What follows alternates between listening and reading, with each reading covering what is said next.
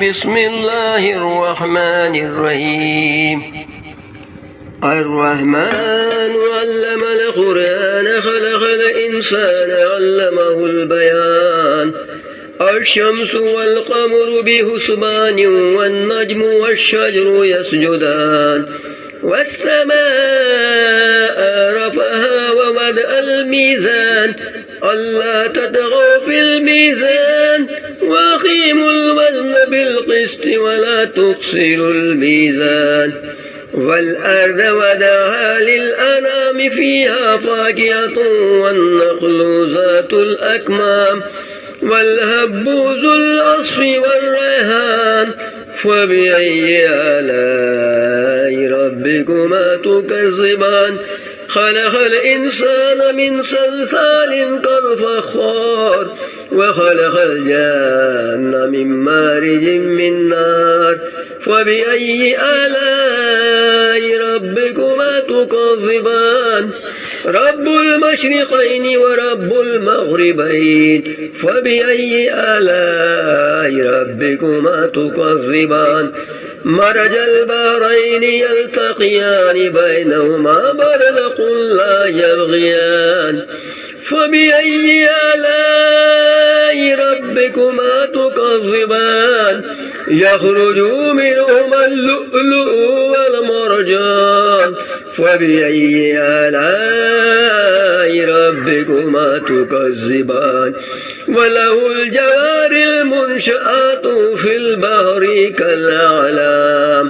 فبأي آلاء ربكما تكذبان؟ كل من عليها فان ويبقى وجه ربك ذو الجلال والإكرام. فبأي آلاء ربكما تكذبان؟ يسأله من في السماوات والأرض كل يوم هو في شان. فبأي آلاء ربكما تكذبان؟ سنفرغ لكم أيها الثقلان. فبأي آلاء ربكما تكذبان؟ يا معشر الجن والإنس إن استطعتم أن تنفذوا من أقطار السماوات والأرض فانفذوا لا تنفذون إلا بسلطان. فبأي آلاء ربكما تكذبان؟ يرسل عليكما شواظ من نار ونحاس فلا تنتصران. فبأي آلاء ربكما تكذبان؟ فإذا انشقت السماء فكانت وردة كالدهان. فبأي آلاء ربكما تكذبان؟ فيومئذ لا يسأل عن ذنبه إنس ولا جان. فبأي آلاء ربكما تكذبان؟ يعرف المجرمون بسيماهم فيؤخذوا بالنواصي والأقدام.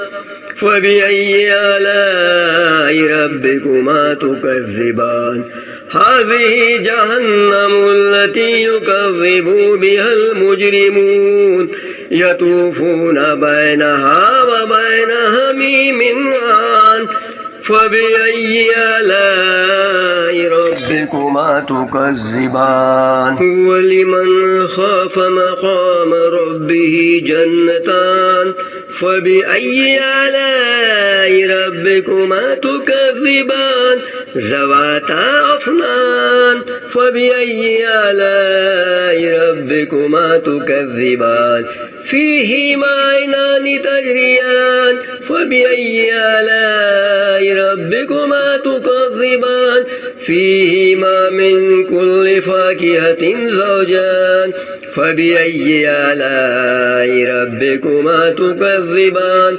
متكئين على فروش بطائنها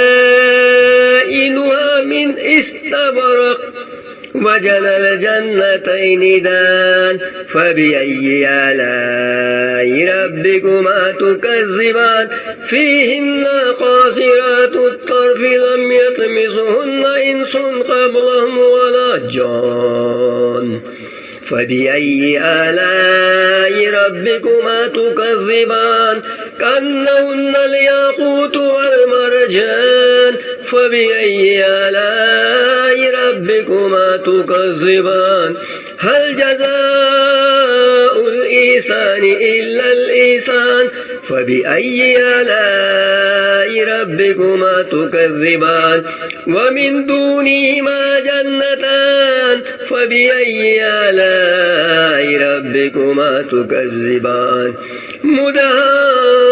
مدهامتان فبأي آلاء ربكما تكذبان فيهما عينان نضاختان فبأي آلاء ربكما تكذبان فيهما فاكهة والنخل والرمان فبأي آلاء ربكما تكذبان فيهن خيرات حسان فبأي آلاء ربكما تكذبان حور مقصورات في الخيام فبأي آلاء ربكما تكذبان لم يطمثهن إنس قبلهم ولا جان فبأي آلاء ربكما تكذبان متكئين على رفرف خضر وابقري حسان فبأي آلاء ربكما تكذبان تبارك اسم ربك ذي الجلال والإكرام.